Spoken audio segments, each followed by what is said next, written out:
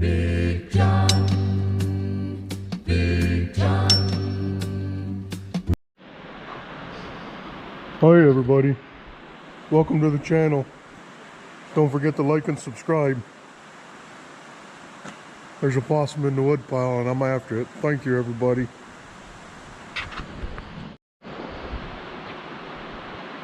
Well, happy Thursday everybody. It is October 5th. It is 6 o'clock in the evening. Got home from work this morning, took care of some bills and stuff. I think it was about 10 o'clock, got to bed. Got up at 3. Trailer was over to, well, I had the dump trailer on the back of the blue truck. I had them rims and tires in the back of my blue truck that I got from son-in-law's stepdad. And I had Tammy's mower in the dump trailer because the gooseneck was over to Woodville with equipment on it. But anyway, so I got up, I took the lawnmower over to Kevin Shamel. He's gonna check that out for me. Sounds like probably a coil's gone bad. Intermittent miss, coil's gone bad. They're known to do that. And then I ran down to CJ's, Northwest Tire, Bradner, and dropped off them rims and tires, and ordered a set of tires for the Super Duty. I've got almost 80,000 miles on them Exo grapplers and they're getting pretty thin. So it's time. And I've got 215,000 miles on that truck. And the tires that are on it are the third set. So I think that's pretty good. I got I think it was about 62,000 on it when I put the lift kit on it and went to the 35s. And those were the original tires. They still had decent tread on them. Actually, here, you probably can't see. Let me climb down here. This is the second set of tires that I ever put on it. And these still have a decent amount of tread on them. I might put these back on the original rims. These are Mickey Thompson Baja Claw ATZs. I got, I think it was 82,000 miles out of them tires. And then I've got the Nitto Exo grapplers on it that I put on it in 2015. Yeah, before me and Tammy went out to Sturgis in 2015, I put them on. Or maybe I put them on late in 2014. But I've got 78,000 on those. They're little, there's less tread on them than those. So I'm pretty happy with the wear on that truck. So I kind of don't do a lot of burnouts for that truck anymore. It's been a few. But did a little bit of tug of trucking with it, not much. Did some drag racing, not much, but for the most part, just drive it around, back and forth to work. But anyway, I didn't have the camera on earlier. Went and got the trailer, went and got the gooseneck, because tomorrow, Friday, we're going up to Michigan to pick up a header. New to us header for the combine that I don't have yet. I'm working on. And kind of putting the cart in front of the horse, I think, but pretty sure one way or the other it's going to work.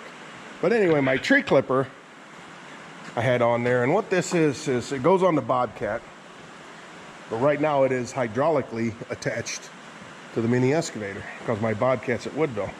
But I got this home and I'm thinking, I've had issues with the jaws not closing all the way. And what this does is it clips trees and limbs. And this thing will turn 90 degrees. There's a cylinder on the arm. And then there's an electrical connection. And I have a button on my Bobcat handle. It's a momentary switch. When you hit that switch, it makes it transfers it to this cylinder. When you let off the switch, it goes back to this cylinder. This cylinder is what does the pinching, the cutting. So anyway, this was not closing all the way. wear on the blades and stuff. When I talked to the guy, I think it was at the Fort Wayne Farm Show last year, or this past year, and I told him what was going on, and I know from the factory that this has eccentrics in here, but they weld them solid. Once they get it set, those eccentrics are non-adjustable anymore. And I was telling him what I was having issues with, not cutting clear through the tree. And he says, well, take your cylinder and extend your clevis. He said, that's just a spin-on, thread-on clevis, so extend that a little bit, and that'll make it close farther. I said, huh. Duh, why didn't I think of that? So anyway, I had it on the trailer. So I used the excavator, picked it up, brought it in here. I wasn't going to mess with it, but then I seen what time it was. I was like, I got a couple hours. So I got this pin out, which was fairly easy. And I needed to, I can't turn this, the whole shaft is turning. So I'm going to have to put some heat on it, but it was all the way sucked in. And I didn't want to do it close to this seal. So the Bobcat's over to Woodville, and I thought, you know what? This excavator, which I've never used, this function has the extra outlets on it. So it was parked right back in there. So I moved it forward, hooked it up, twisted these valves right here. You can't run both. Some of your newer excavators, you can run both your thumb and another attachment at the same time. This one I can't. I have valves here that I have to flip. So I flipped them valves, hooked her up, started the excavator up and hit the button, and lo and behold, it worked. Slid that cylinder out. So I got my small propane torch right here, sitting on the bar in the barn. Everybody needs a bar in the barn, right next to the refrigerator. That's from the test plot days I had it set up. But anyway, so we're gonna put some heat to this and see if we can get it to turn. I dropped a pin in there, smacked her a few times with a hammer, see if I could get it to bust loose. Well, the whole shaft is spinning. So, like I said, we'll put a little heat on this and see if we can't get her to break loose.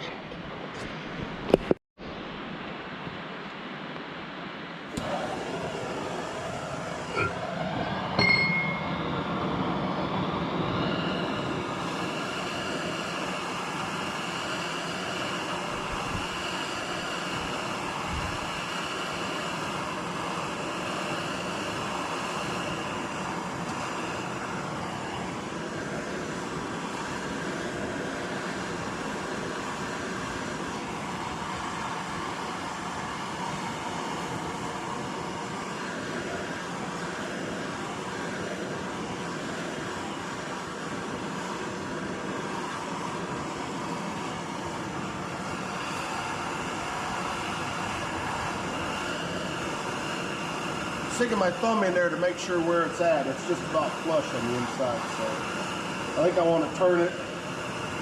It's probably a fairly fine thread, so I want to try and turn it out maybe maybe 1/8 of an inch, and we'll hook her back up and see what happens.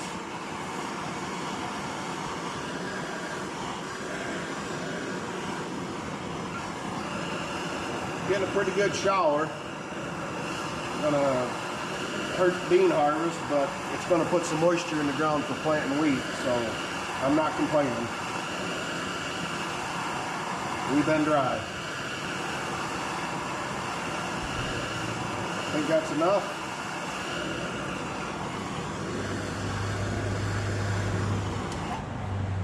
No sense in putting more than we need in it.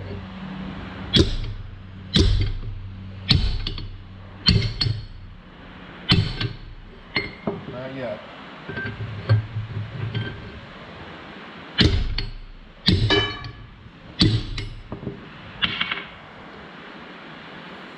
I'm going to put a zip tie around that. Hopefully I can find a zip tie. I'm going to put a zip tie around that, or a marker.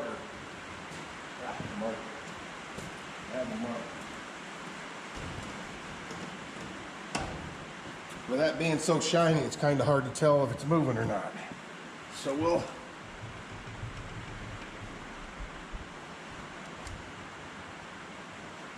put a Sharpie marker on it.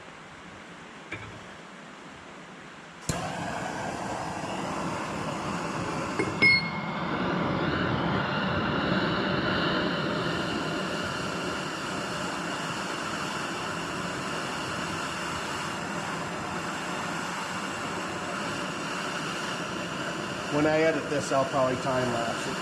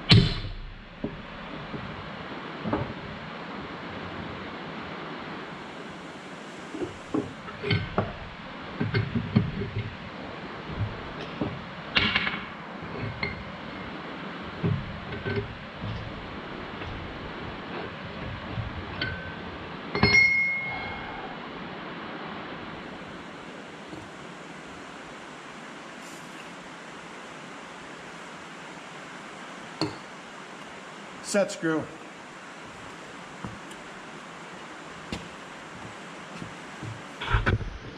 Set screw in there on the bottom. I didn't see it.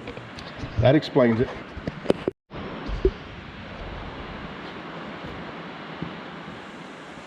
Now the question is it standard or metric? Standard.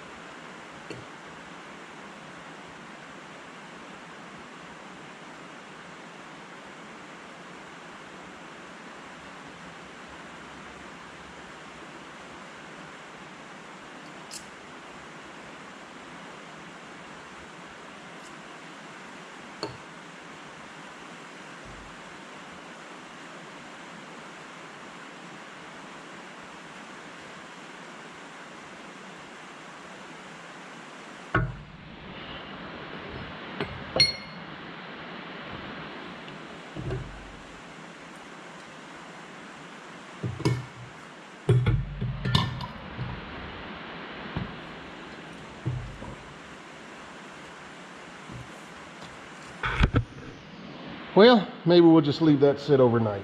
Try it tomorrow. Yeah. Didn't realize there was a set screw in it. Live and learn. So,